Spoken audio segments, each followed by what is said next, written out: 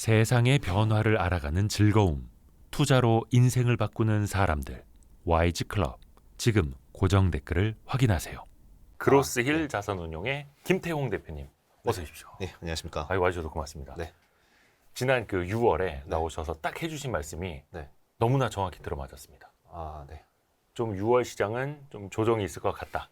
근데 사야 하는 조정이다. 네. 그 이야기 이제 정확히 3개월 전에 해주셨는데, 시장이 그 이후에 그러니까 6월에 조정도 받고 반등도 했다가 또 조정받고 9월 들어서도 뭔가 크게 나아지지는 않고요. 저희가 오늘은 9월 18일에 촬영을 하고 있습니다. 9월 18일 월요일 오후 늦게 촬영을 하고 있는데, 오늘도 코스피는 1% 넘는 또 조정을 받았습니다. 하락을 했죠. 네. 이 시장 이제 지금 버전으로 좀 어떻게 보세요? 네. 이제 8월부터 초부터 조정을 시작했고 이제 9월까지 조정이 이어지고 있는데 지금 조정의 이유는 다 아시겠지만 네. 유동성의 문제가 가장 큰 것 같아요. 네. 그래서 시장을 좀 큰 그림으로 보면은 뭐 여러 가지가 있지만 두 가지로 요약하면은 네. 사실은 그 경기, 그러니까 경제 지표 및 경기 하나 하고 그 다음에 그 금리로 표현되는 유동성 네. 이거거든요.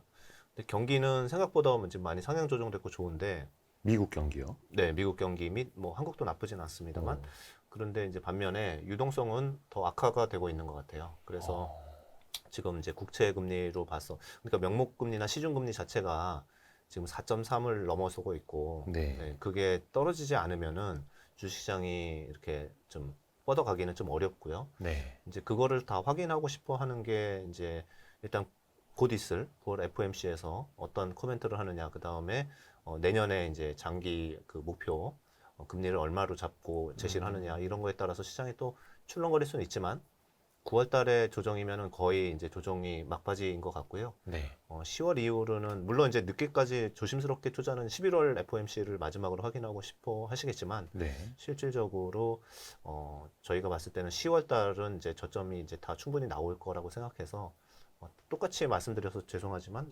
이번에도 이제 9월까지 조정은 이제 매수하는 조정이고요.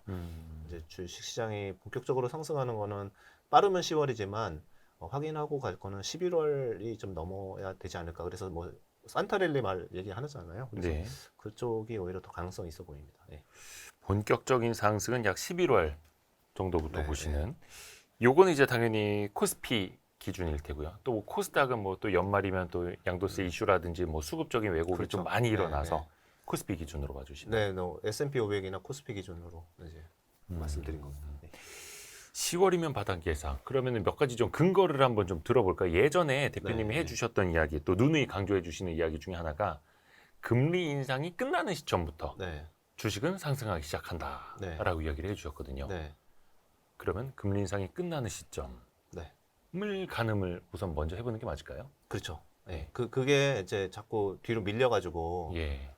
그래서 이제 조금 더 조정이 오래 가거나 이제 틀리기도 하고 전문가들이 하는 건데, 저는 이제 개인적으로는 네. 7월 금리 인상이 마지막이었던 것 같은 생각은 드는데, 근데 또 모르잖아요. 요새 또 물가나 유가나 이런 것들이 꿈틀대고 있기 때문에, 유가 많이 올랐죠. 네, 결국은 11월에 봐야 될 것 같아요. 이제 이번 9월은 확실히 동결인 건 맞으니까 네. 11월에도 동결하면은 이제 그 다음엔 더 올라가긴 힘들다는 얘기거든요. 아. 예, 그래서 그러면은 두 가지로 보시죠. 뭐 확률적으로 봐야 되는데 뭐 누가 맞추겠습니까? 그런데 좀 이따 금리나 물가 얘기는 이따 하더라도 네. 이거 하나 좀 보여드릴 차트를 갖고 왔어요. 그래서 네. 제가 지금 이 보여드리고 싶은 차트는 뭐냐면, 골드만삭스가 네. 지난 40년간의 통계를 모여서 그려준 거예요. 그래서 여기 0이라고 표시되어 있는 게 금리 인상을 멈췄을 때거든요. 네. 네. 그래서 금리 인상을 멈춘 그 달부터 3개월이 지나고 6개월이 지나는 동안 주가가 어떻게 됐는지, 미국 지수가. 네. 그런데 딱 한 차례를 제외하고는 5차례 다 주가가 올랐어요. 그래서 금리 3개월이 인상이 멈춘 다음에. 네, 이게 금리 내렸다는 건 아니고요. 음. 멈춘 시점부터 6개월까지 갔을 때는 이 통계에서 보듯이 약 80% 확률로 모든 주가가 올랐었어요. 그리고 2000년에 한 번 빠졌는데, 그때는 이제 닷컴 버블이 있었을 때고, 주가 지수가 이제 기업 이익이 뒷받침 안 되는데 버블로서 많이 상승했다가 이제 빠진 부분이 있고 네. 그렇습니다. 그래서 이제 그때를 제외하고는 확률적으로 굉장히 금리 인상이 멈췄을 때 올라갈 확률이 80%나 된다. 이렇게 보고 있고요. 그리고 이제 만약에 7월에 금리 인상이 중단된 게 맞았으면은 적어도 이제 연말 연초에는 주가가 오를 수가 있는 거죠. 그래서 아까 제가 그렇게 말씀드린 거고, 아, 만약에 11월에 한 번 더 올려서 11월이 마지막이 됐다 이렇게 치더라도 내년 뭐 2분기까지는 그래도 주가가 이렇게 우상향할 가능성이 높다라는 거죠. 근데 저 금리 동결하고 난 다음부터 그다음부터 빠진 적은 별로 없었기 때문에 이번도 뭐 비슷할 거라고 생각은 듭니다. 예. 만약에 금리 인상이 7월이었다면 연말부터는 네. 뭔가 좀 상승이 이루어질 수 있는 그것도 약간 네. 80%의 과거 확률로 봤을 예. 때고 11월이라면 그게 약간 내년 초로 좀 이연이 될 수는 있겠고요. 네네. 그렇죠. 자꾸 틀리니까 이제 이런 통계를 봐야 되고, 예.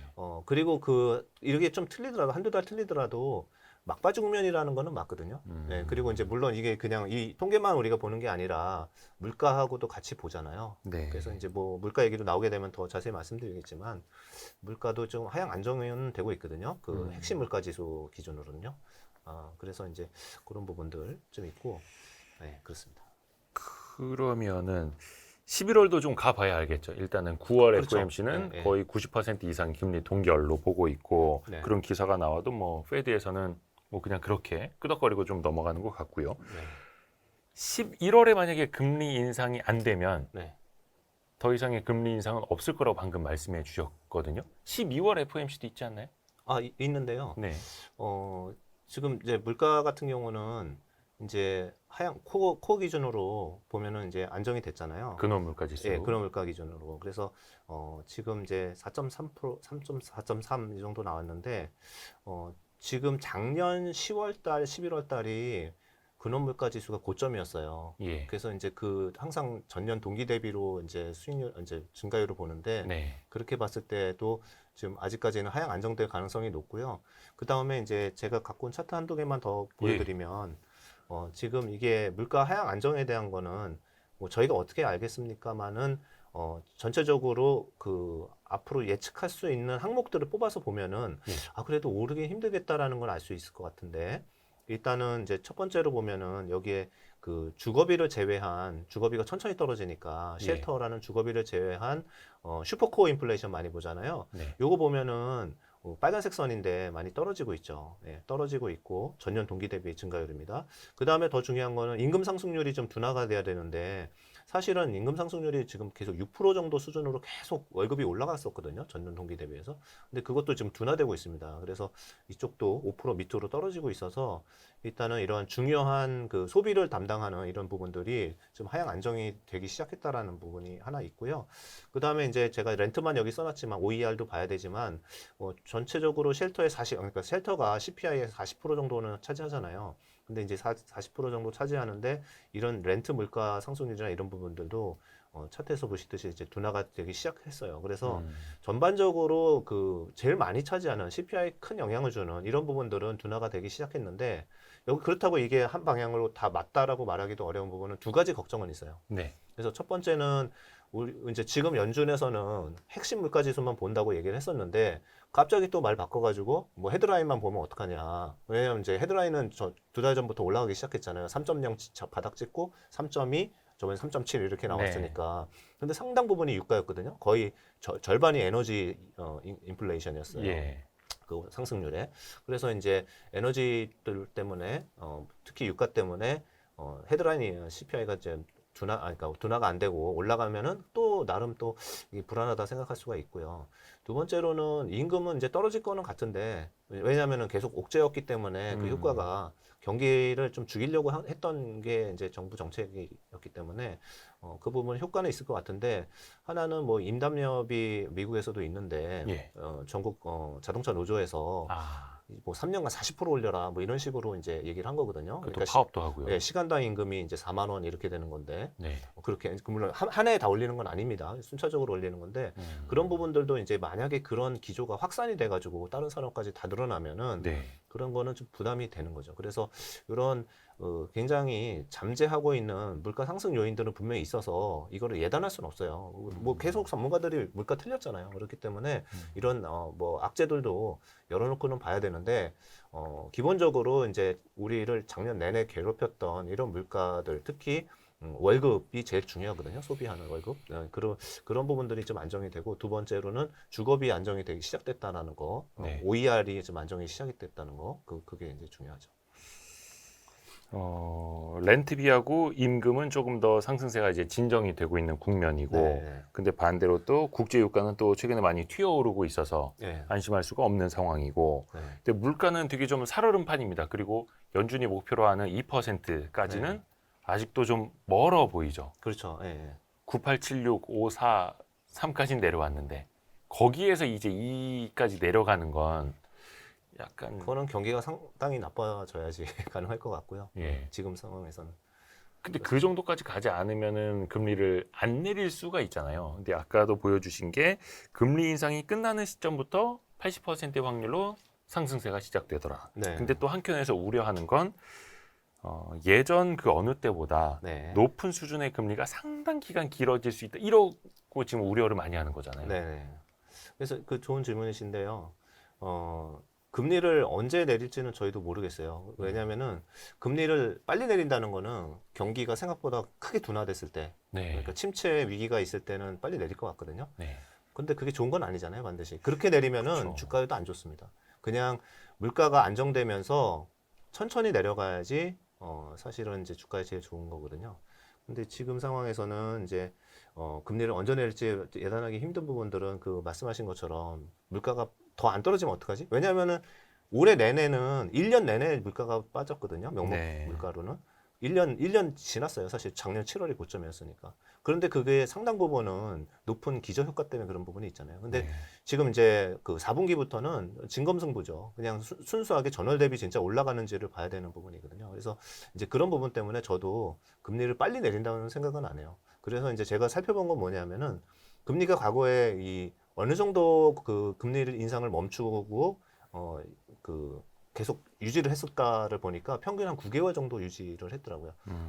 그래서 짧게는 3개월에서 6개월 사이에도 바로 인하한 적도 있었는데 길게는 뭐 한 16개월까지도 이제 금리 안 내려 14개월까지 안 내린 적이 있었습니다. 그래서 그렇게 생각했을 때 저는 이제 금리 내리는 거는 내년 2분기나 돼야 될 것 같습니다. 그런 과거의 패턴에 맞춰 봤을 때 그리고 그 금리를 내릴 수 있는 건 두 가지 중에 하나다. 물가가 완연하게 잡히거나 아니면은 경기 쇼크가 새로운 요인으로 발생한다거나 이렇게 하면 이제 내릴 것 같아요. 그러니까 물가가 좀 완연히 잡히고 경제는 충격을 받지 않고 그렇다면은 그건 정말 베스트 시나리오인데 네. 그렇게만 되면 좋겠습니다만은. 네. 아슬아슬한 외줄타기를 하는 거죠. 이렇게 양쪽의 균형을 잡고 이쪽도 안 무너지면서 줄을 타고 이제 건너가는 건데 그걸 이제 잘 하기를 이제 바라는 거죠. 네. 그래서 네. 고용 등 각종 미국의 경제 지표가 안 좋게 나오면은 금리 인하가 빨리 오지 않을까라고 하는 bad is good 장세가 좀 있었고 네. 근데 그럼에도 불구하고 물가가 저렇게 내려가질 않고 있으면 네. 경제 지표가 안 좋게 나오는 걸 또 안 좋게 어쩔 수 없이 경제 안 좋아지는 상황에서도 금리는 계속해서 고금리가 이어질 것 같고 bad is bad 또 이런 장세가 또 이어질 수도 있고 그렇죠. 네. 약간 뭔가 경우의 수를 찾아가면서 베스트 시나리오가 나오도록 기다리는 것만 지금 능사일지 되게 좀 천수답이잖아요. 네. 매크로만 놓고 보면. 네. 그런데 이제 좀 좋은 부분도 있어요. 그러니까 매크로 쪽을 좀 더 펀더멘탈 먼저 얘기를 좀 해보면은 예.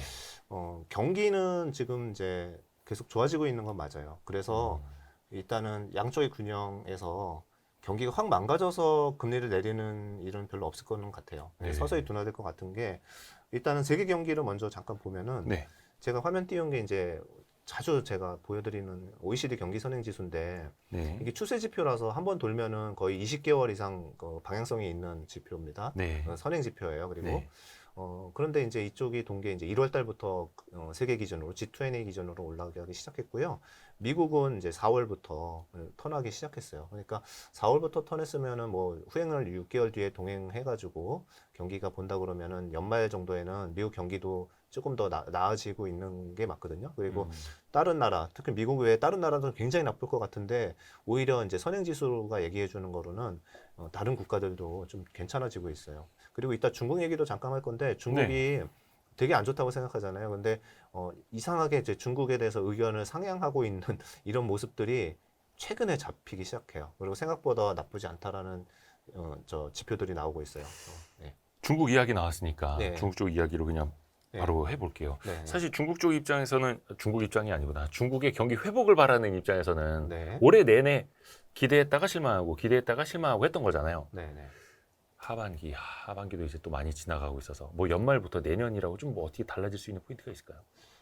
중국은 진짜 도깨비죠. 근데 제가 이제 그 전부터 생각했던 거는 아니 뭐죠? 물가가 제로인데 네, 왜 통화 정책을 저렇게 하지? 왜 확 안 내리지? 이런 생각을 계속 했었거든요. 그렇죠. 네, 그러더니 이제 최근에 이제 좀 본격적으로 내리기 시작하더라고요. 조금 금리도 예, 낮추고 예, 지준율도 내리고. 저번 주에 20bp 지준율 낮췄었고요. 예. 그리고 통화 정책도 지금 중국의 물가 수준이면은 통화 정책을 더 강하게 써도 됩니다. 물론 이제 재정 정책 쓸 여지는 별로 없죠. 이제 정부 부채가 많으니까. 그런데 통화 정책은 이제 좀 쓸 수 있는 여지가 충분히 있는 것 같고요. 그리고 이제 중국이 최근에 사실은 외국인 투자가 굉장히 많이 들어갔다가 돈이 이번에 이제 디벨로퍼들 문제가 생기면서 돈이 많이 빠져나가긴 했잖아요. 부동산 개발업체. 예, 네. 그런데 이제 이 부분들도 너무 과하게 빠졌다라는 얘기를 하고 있어요. 그래서 예. 저는 이제 저번 주에 보니까 이런 리포트가 나와서 좀 놀랐는데 JP 모건이 하반기에 네. 중국 GDP를 상향 조정했어요. 그래서 이게 처음 상향 조정한 거거든요. 다른 애들은 다 막 낮추고 있었는데. 아, 그래요? 예, 그래서 지금 숫자로 보면은 GDP 3분기랑 4분기를 기존에 3분기를 4.1 봤다가 5.3으로 올렸고요. 그 다음에 이제 4분기도 4.5 봤다가 4.9로 하반기 GDP를 올리고 있어요. 그리고 두 번째는 아주 최근에 나온 중국의 이제 소비 지표랑 제조업 지수들이 약간 돌았어요. 그래서 오른쪽에 있는 차트인데 이런 거 보시면은 리테일 세일즈도 전년 동기 대비 이제 이렇게 올라서는 모습을 보여주고 있고요. 네. 산업 생산도 올라가고 있어요. 그래서 너무 중국을 나쁘게만 보는 거 아닌가 이런 생각도 하게 돼요. 그리고 거기다 이제 아까 말씀드린 것처럼 돈도 좀 풀었다고 말씀드렸잖아요. 네, 네. 그래서 이제 전반적으로 보면은 중국은 여태까지는 끌어내리는 이런 나쁜 역할을 했었는데 이제는 한국하고 좀 연관성이 있는 중국도 그렇게 나쁘진 않겠다. 중국이 돌아야 또는 이제 그렇죠. 이머징 마켓으로 돈이 들어와야 한국에도 들어오거든요. 근데 이제 이런 초기 움직임, 이런 초기 움직임 아주 초기죠. 그런 부분들은 이제 한 달 봤으니까 이렇게 네. 도는 거는. 그러니까 이게 약간 기조적으로 가고 정부 정책이 좋아지는 거는 확실해요. 정부 정책은 계속 제가 이제 골드만삭스의 티모시 모라고 아시아 수석 전략가 발표하는 그 회장 거기 갔었거든요. 가서 얘기를 들어보고 이제 했는데 마찬가지로 이제 중국을 좀 좋게 보고 있는 게 중국이 너무 싸다라는 얘기도 하고 있고요. 밸류가 싸졌다. 네, 밸류가 싸졌다. PR 12배다. 과거 평균보다 훨씬 낮다. 두 번째로는 돈이 그러니까 뭐 해외에서 자금들이 너무 많이 빠져나갔다. 왜냐하면 그 뉴스 때문에 부동산 안 좋은 뉴스 때문에 너무 많이 빠져나갔다 이런 얘기들을 했었어요. 예. 그래서 전체적으로는 그리고 그분은 이제 한국에 대해서 이제 오버웨이스로 가져가는 분이거든요. 그래서 그런 얘기들이 이제 중국에 관련한 얘기입니다. 네. 그러니까 그 중국 경제에 대해서도 실망을들을 많이 했고 외국 자본들도 약간 좀 놀래서 튀어나간 것들도 없지 않아 있고 더 이상 실망을 좀 반복하지 않을지. 그러니까 지금 중국 경제에 대해서도 그렇고 중국 증시에 대해서도 그렇고 외국인 투자자들도 별로 그렇게 크게 기대감은 없는 것 같아가지고요. 네네. 그렇죠. 아무래도 저도 이제 계속 그러니까 우리가 중국을 여기서는 분석하는 게 신빙성이 떨어지기 때문에 신뢰도가. 그래서 해외 자료를 많이 봐요. 그래서 뭐 우연히 또 골드만 자료긴 하지만은 중국 리서치에서 했던 거는 이제 부동산 부실 때문에 정부가 삼각해 자산이 상당히 있는데 은행 자산들이 이제 대부분이고요. 은행에서 이제 생각해야 될 게 디벨로퍼 쪽으로는 한 20조 위안 정도 되거든요. 그 중에서 네. 10% 생각하면 2조 위안이라고 이제 리포트에 써 있고 그렇게 되면은 2조 위안도 거의 뭐 380조 가까이 되죠. 그러니까 굉장히 큰 상각이 있어야 되는 건 맞는데 중요한 거는 그게 이제 거기서 중요한 포인트는 은행들이 그것 때문에 삼각 때문에 은행이 망가지는지를 이제 조사를 했었는데 지금 현재 자본 가지고는 충분히 커버 가능하다라는 게 결론이었고 금융 시스템 위기로 가지 않는다라는 결론을 냈었던 거고요. 그리고 정부의 의지 자체도 중요하잖아요. 근데 정부가 순차적으로 빚을 이렇게 유예하면서 갚아나가는 이런 식의 모습을 낼 것 같아요. 그래서 미국은 완전 시장 자본주의잖아요. 그렇기 때문에 미국에서는 약간 이제 돈을 갚기 어려우면 합병시키거나 그렇죠. 예를 들면 리만처럼 이렇게 부도 처리를 하거나 이런 식으로 생각을 해버려서 시장 경제에 맡기는데 중국은 좀 이렇게 질서 있는 이러한 상각을 통해서 전체 시스템 위기로 번지지 않게끔 이렇게 관련한 정부 노력이 있는 것 같습니다. 그래서 중국의 부동산 개발 업체들 뭐 많이 문제가 되는 건 사실이지만 시스템 위기로까지는 가지 않을 것이다라고 네. 보시는 거고. 네. 근데 아까 잠깐 그 중국의 PER이 12배 네. 정도로 역사상 저점까지 내려왔다고 말씀해 주셨는데 이 부분에 대해서 또 의문을 갖는 분들은 네. 아니 중국 시장이 상당히 불투명하고 네.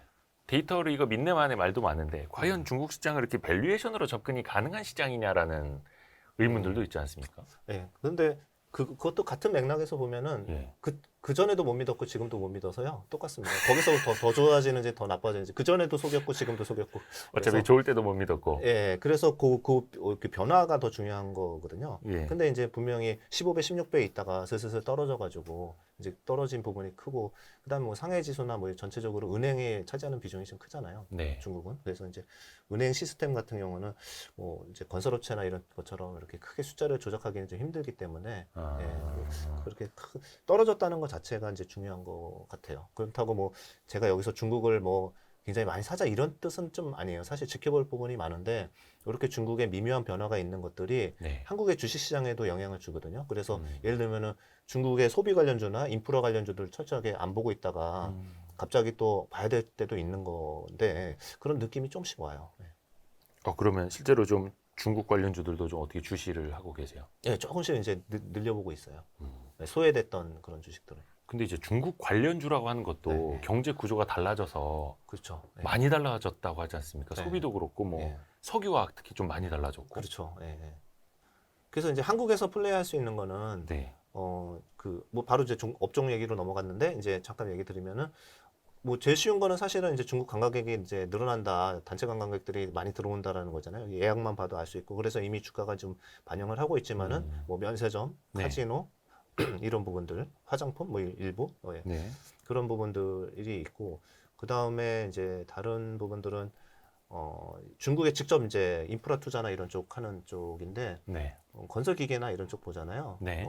무슨 뭐 종목 얘기를 일부러 안 하려고 하다 보니까 이제 뭐 세 종목 정도 있잖아요. 무슨 코어 무슨 네. 건설 기계 뭐 이런 건설 거 기계. 그렇게 붙는 회사들 있잖아요. 세 개 네. 정도. 예. 그리고 이제 미국에 하는 뭐 그런 회사도 있고 그런데 그런 회사들 보면은 조금 오른 것 같은데 많이 안 올랐어요. 연초 이후에 한 20% 정도 올랐고 그 다음에 밸류를 보시면은 막 우리가 이제 막 후공정 반도체나 2차 전지 보면은 막 50, 60 이렇게 익숙하지만은 네. 걔네들 10배가 안 돼요. 예, 제가 며칠 전에도 봤는데 상대적으로 이들 인프라 관련주들이 PR 6배예요. 6배요? 예. 6배에서 7배 사이에 다 있어요. 예. 음. 근데 이제 수준은 좀 늘어나는 게 보이니까. 물론 송배전은 이제 더 확신은 높지만은 송배전은 이제 그래도 PR이 좀 어느 정도 좀 많이 있었고 올라. PR이 한 10배 정도 되죠. 내년 기준으로 송배전 성배전 관련주들. 네. 근데 10배인데 성장률이 뭐 30%씩 나오고 있어서 이익이 그래서 뭐 비싸다는 생각 전혀 안 들고. 네. 그런 조금 뭐 송배전이야 좀 많이 올랐지만 이렇게 안 올랐는데 중국 관련해 가지고 이제 도는 애들도 언더웨이시 많이 언더웨이 돼 있거든요. 기관들도 그렇고 뭐 비중을 개인들도, 많이 예, 비워놨다. 많이 비워놨겠죠.